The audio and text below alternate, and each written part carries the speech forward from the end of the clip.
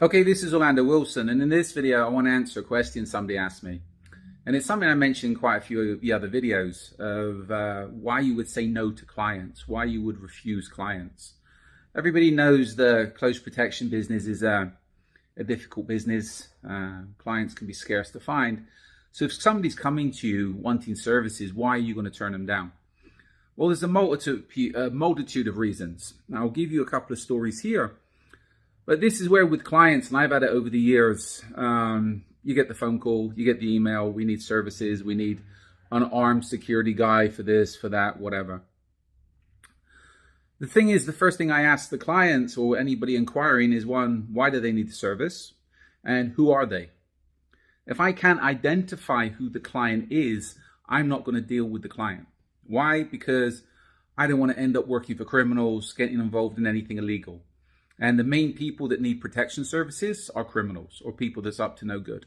So this is where you need to work out why the person or people actually need protection to start with before you start providing them services. I know a lot of people, if they get the call for a protection job, they'll bite the hand off the person offering it to them just to get the job. Well, these days you have to be always, you have to be very, very wary of who you're dealing with and what you're getting involved in. Okay, let me give you a couple of stories. Both of these stories are South Florida stories because a lot of weird and wonderful stuff happens in South Florida. I remember years ago, I was approached by a guy. I think I got an email from somebody asking for security, etc., whatever. It came from, the email was sent from a .com, a corporate email. I checked the guy out. I checked out his webpage, checked out the .com, etc. And again, the guy was professional. It all added up. They ran a real estate business. Him and his wife ran a successful real estate business in South Florida. Nothing listed on their site, was under $1 million.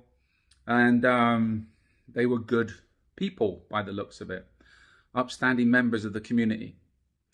I met this guy, and I met him on Hollywood Boulevard in South Florida.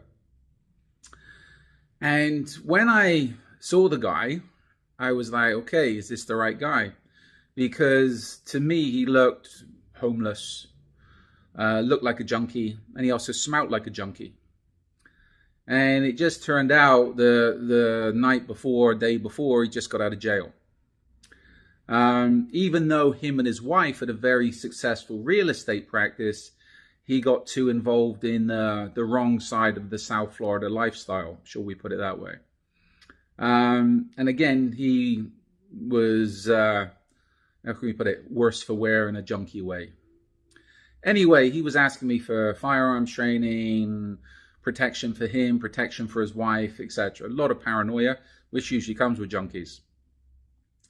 I broke protocol here a little bit, but it needed to be done because, again, when I finished talking to him and he sent me follow-up emails, whatever, I called his wife and explained the situation to his wife, who was like, no, he doesn't need guns, he's very sick, he needs help, etc., which I understand 250%. I stayed in touch with her and kept her updated of my communications with the guy because, again, he needed help. He didn't need security, he didn't need firearms training, he needed rehab. So I could have milked him if I went in and realized that, well, I realized he had money and he had access to money.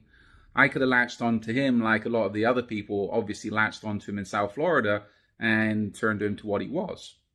Anyway, I said no to him, but I liaised with the wife. Stayed in touch. That's it. Thank you very much. Whenever he was sending me emails, he's going to gun shops or text messages, doing this, he's doing that. It was always, don't worry, I'll train you next week, mañana, right? And again, in the end, I think he got the help he needed. And the last I heard of him, how many years ago, long time ago, he was sending me pictures. He was on a ranch in, I don't know, Wyoming or something. I think he finally sorted his stuff out and he was now dedicating his life to riding horses. So best of luck to him. So that's a case of, yes, I said no to the job, but I could have made money from that guy. But to me, it would have been just exploiting the guy. And also from a legal perspective, because he had legal issues, I wouldn't want to be around him and firearms because, again, I didn't do a full background check on him. I didn't have to. I didn't want to. I didn't need to, because I realized what was going on. But if he had any felonies, he couldn't be around firearms. If I was giving him firearms, etc., I myself would have been in a lot of trouble. One example. Another example. South Florida. A private investigator associate of mine called me up one day saying, would I come with him because he needed to collect money from somebody? Somebody scammed him. He'd done a surveillance job for somebody in Fort Lauderdale, watching this guy's boy toy. And this guy paid by a check, and when my associate went to cash the check bounced. So he phoned up the guy that bounced the check saying, I want cash. And he was like, yeah, sure. Now, the guy that bounced the check, again, everybody done backgrounds. He had money, he had this, he had that. He was living the lifestyle.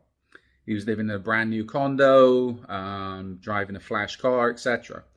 But in reality, he was broke. When we went to see him, my associate and I, he was there with a couple of his friends. And again, one of them, I think, went to the gym too much, but he was, how can I put it? Wasn't particularly intimidating because he was too pretty to be intimidating. And pretty people don't usually want to mess up their looks by getting involved in confrontations. They paid cash, and they said to my associate, he had another job. He had a lot of money, but the money was in a bank account in the Caribbean. Okay, well, go to the Caribbean and get it. He couldn't, because his boy toy, the guy who my associate was doing the surveillance on the day before, was the one that signed on all the bank accounts. And this guy, the guy that bounced the check, had all the bank books, had all the banking information, had all the account details, etc. This is going back a little bit before banking was mainstream online. So this guy had all the bank details, had all the bank books, had all the account numbers, but his boy toy, who he'd now split up with, was the signer on the account, and he was the only one that could go to the bank and get the money out. This guy didn't want to cut a deal with his boy toy because his boy toy didn't realize how much money was actually in the account, and we're talking 7 figures. We've seen the check, we've seen the bank books, etc. We've seen the documentation, if it was real. And he asked us, could we possibly do a deal in that country to get the money released from the bank? I had good associates in that on that Caribbean island at the time, where strange things can happen.